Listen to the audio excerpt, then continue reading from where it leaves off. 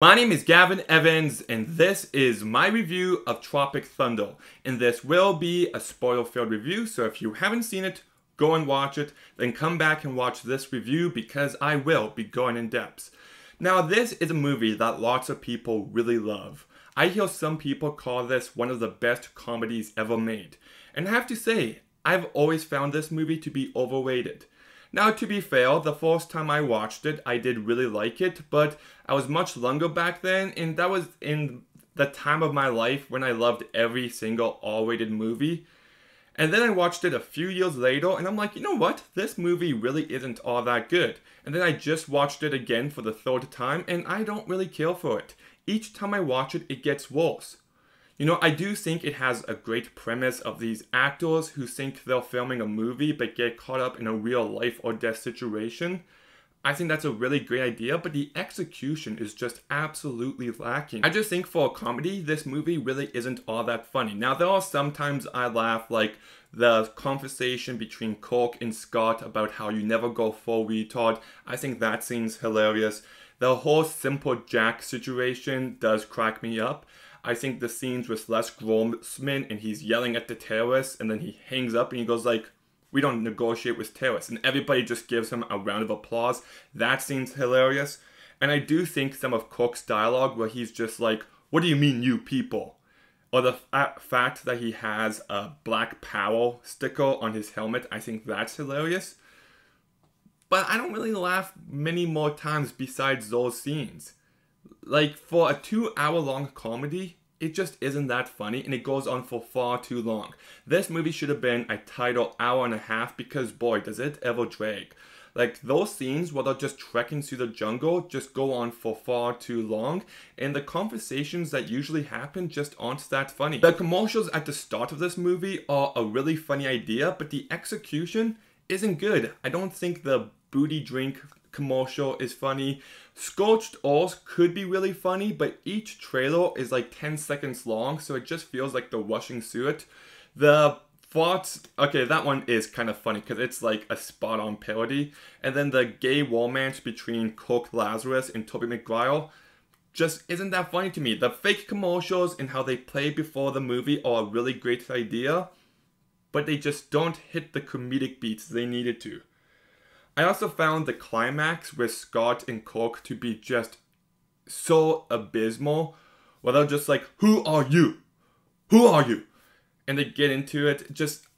I think it's so embarrassingly bad, it's never worked for me.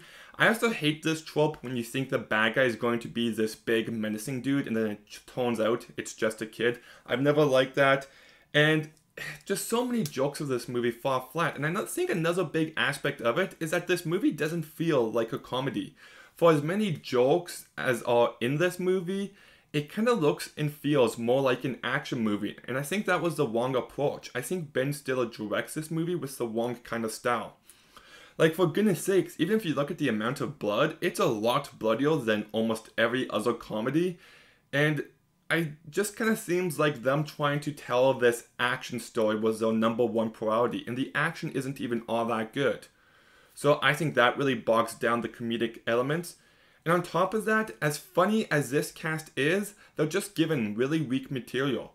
Ben Stiller just needed a bit more life to his character here.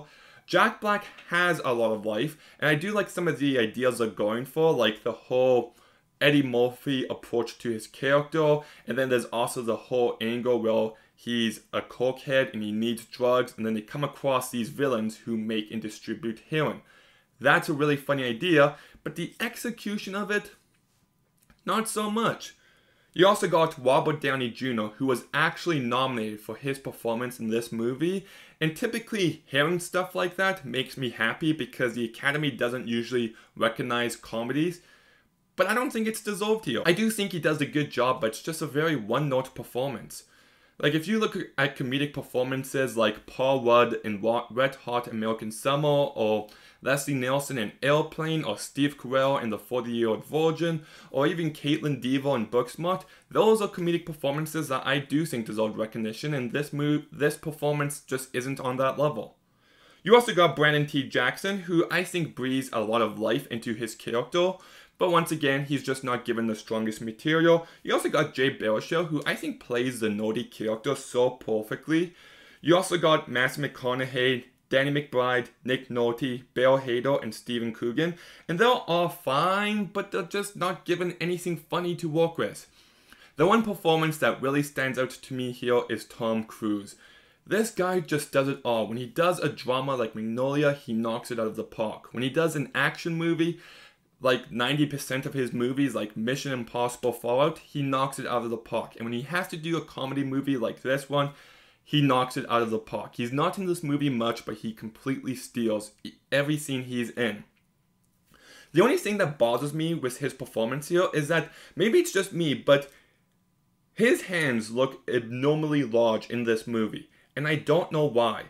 I don't know if they use CGI to make his hands look bigger, or if it's just a perspective thing, or what's going on, but I swear, he doesn't have this big of hands in any other movie, so it really does bother me, but his performance is very good. And my one last issue is that there's a scene where Scott and everyone else splits up and goes in different directions, but somehow the group of people end up at the camp where Scott is being held at, and if you just think about the geography, it doesn't really make a ton of sense. But look, this movie's biggest issue is that it's just not that funny. It's got moments, but not nearly enough, especially for a 2-hour-long movie, and boy, does this movie ever drag in moments.